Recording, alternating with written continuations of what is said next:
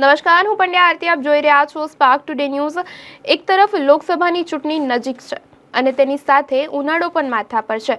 તેના કારણે અનેક જગ્યાએ લોકો કહી શકાય છે કે ઉનાળાની શરૂઆત થતાં જ પાણીની લાઇનમાં ભંગાણ થવાની પણ ઘટનાઓ સામે આવતી હોય છે. તેવી રીતે વડોદરા શહેરની જો વાત કરવામાં આવે તો વડોદરા શહેરને સ્માર્ટ સિટીનું બિરુદ આપવામાં આવ્યું છે, પરંતુ એ ફક્ત બિરુદ હોય તેવું જ લાગી રહ્યું છે, કારણ કે સ્માર્ટ સિટીના નામે વડોદરા શહેરમાં શૂન્ય જોવા મળે છે. જ્યાં ત્યાં ગંદકીના ઢગલા જોવા મળે છે, અનેક જગ્યાએ સમસ્યાઓ જોવા મળે છે. તેવી જ રીતે ફરી એક વખત સમસ્યા ઉદ્ભવી છે. તેના કારણે નાગરિકો હેરાન પરેશાન થઈ રહ્યા છે. જેમાં વાત કરવામાં આવે તો વડોદરા શહેરમાં કિશનવાડી વિસ્તારમાં જે લોકો છે પાણીના કારણે હેરાન પરેશાન થઈ રહ્યા છે. ઉનાળો છે ત્યારે પીવામાં જે કહી શકાય પીવાના પાણીની કિલ્લત સર્જાય છે. તેના કારણે લોકોએ રોષ ઠાલવ્યો છે અને તેમના દ્વારા રોષ ઠાલવીને તેવું કહેવામાં આવ્યું છે કે ચૂંટણી છે ત્યારે જો નેતાઓ પ્રચાર પ્રસાર કરવા માટે આવશે તો તેમને ગામમાં ઘૂસવા જ નહીં દેવામાં આવે, વિસ્તારમાં આવવા જ નહીં દેવામાં આવે, કારણ કે જો તેમની જરૂરિયાતો જ પૂરી ન થતી હોય તો વોટ આપીને શું કામ છે. તે પ્રકારના તેમના દ્વારા આક્ષેપો લગાવવામાં આવ્યા અને વિરોધ પ્રદર્શન નોંધાવવામાં આવ્યું. તેમાં જો વાત કરવામાં આવે તો જે વૃદ્ધા છે સીતાબેન, તેઓને પણ 1-2 કિલોમીટર ચાલીને તેમની પૌત્રી સાથે જવાનો વારો આવ્યો છે. પાણીના કારણે તેઓ પણ હેરાન પરેશાન થઈ રહ્યા છે અને નાગરિકો દ્વારા આ તમામ બાબતે વિરોધ નોંધાવવામાં આવ્યો છે અને આક્રોશ ઠાલવવામાં આવ્યો છે. કિશનવાડી અને ઠેકરનાથ વિસ્તારના લોકોને પાણી વગર મુશ્કેલીઓ વેઠવાનો વારો આવ્યો છે, જેનો સીધો અસર આવનારી લોકસભાની ચૂંટણીઓ પર પડે તો નવાય નહીં. અંદાજિત 65 વર્ષના વૃદ્ધા સીતાબેન પોતાની પૌત્રીને લઈ 1-2 કિલોમીટરના અંતરે પાણી લેવા જવા મજબૂર બન્યા છે. વડોદરાની સ્માર્ટ સિટીના આ વાસ્તવિકતા છે. તેમને અફસોસ સાથે જણાવ્યું છે કે આટલા ખરાબ દિવસો જોયા નથી. પાલિકાને વેરો ભરવા છતાં પણ પાણી નથી મળી રહ્યું, જેથી હવે નેતાઓ જો વોટ માંગવા આવશે તો તેમને કાઢી મૂકવામાં જ આવશે તેવો રોષ તેમના દ્વારા ઠાલવવામાં આવ્યો. જ્યારે અન્ય એક સિનિયર સિટીઝન સવિતાબેને જણાવ્યું કે પાણીની લાઇનમાં તે કશું કરી શકતા નથી. રાત્રે 3 વાગે પાણી માટે ઉઠવું પડે છે. તેમને અફસોસ સાથે જણાવ્યું કે આટલી મુશ્કેલીઓ ક્યારેય પણ જોઈ નથી. કોઈ પણ નેતા કે કોર્પોરેટર તેમની આવી હાલત જોઈને મદદે આવ્યા નથી.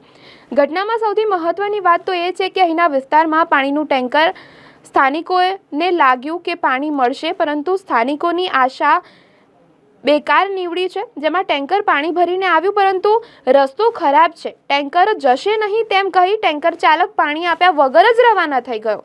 અહીંની ઠેકરનાથ વિસ્તારની હરિકૃપા સહિતની 25 કરતાં વધુ સોસાયટીઓના લોકો સવારથી પાણી ટેન્કરના રાહ જોતા હતા, ત્યારે પરંતુ ટેન્કર રવાના થઈ જતા સ્થાનિકોમાં રોષ જોવા મળ્યો. તો પાણી નહીં આવતું તો કોઈ આવતા નહીં તો પછી શું કરવાનું?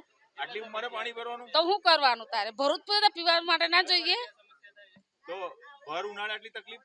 હા, ભર ઉનાળામાં આટલી તકલીફ પડે છે. બા ભાજપ વાળા કે કોઈ કોર્પોરેટર કે કોઈ આવ્યું ખરું પૂછવા? કોઈ આવતું નહીં, જોવા નહીં આવતા. જ્યારે આપણે વોટ લેવા આવશે ને ત્યારે બધા આખી સોસાયટી ભરાઈ જશે. કોઈ આવતા નહીં અહીંયા આગળ. દુઃખ થાય છે મત આપીને? તો કોઈ સાથ જ નહીં તો દુઃખ તો થાય જ ને.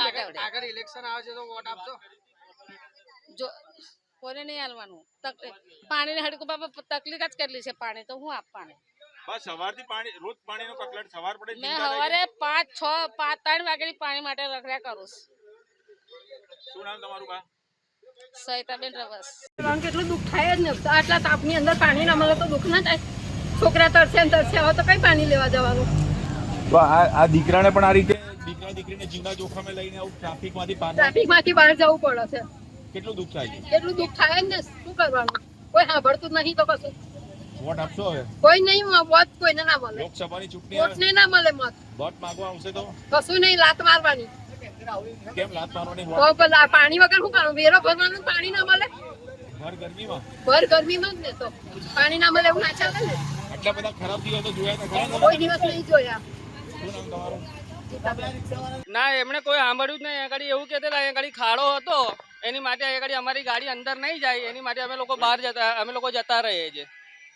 હા, તો શું કેટલા વાગ્યાથી ટેન્કર આવીને ઊભું થયું? અમે લોકો સવારથી અમે ફોન કરીએ છીએ પણ ના કોઈ ટેન્કર. હમણાં એક 5 બ્રિગેડની ગાડી આવી તો બી પાણી આપ્યા વગર જતું રહ્યું. કેમ એવું કર્યું? અંદર ગાડી નહીં આવે એવી રીતે એ લોકો જતા રહ્યા. પછી તો તમને કેટલું મુશ્કેલી પડશે? હા, તો હવે મુશ્કેલી પડે છે. બહાર રોડ પર પાણી ભરવા માટે જઈએ છીએ અમે લોકો, બરોબર, તો બી અંદર અમે મંગાવીએ તો બી પાણી અહીંયા આગળ આવતું નહીં. ના કોઈ અમારી અહીંયા આગળ કોઈ જોવા બી નથી આવતું. અહીંયા આગળ પાણી માટે કેટલી પાણી સોસાયટીઓ અંદર અંદર અમારે 70 ઘરની સોસાયટી છે, નારણધામ છે, હરિકૃપા છે, ત્યાં આગળ કોઈ જગ્યા શિવધારા છે, કોઈ જગ્યા પર પાણી જ નથી આવતું. કેટલા પરિવારો રહે છે? પરિવારો અહીંયા આગળ આટલા બધા ઘરો છે, લગભગ નહીં તો 2000 ઘરો છે, પણ તો બી ત્યાં આગળ કોઈ પાણી આવતું જ નથી. શું નામ તમારું? મારું નામ છે ગિરીશ સોલંકી, હરિકૃપા સોસાયટી.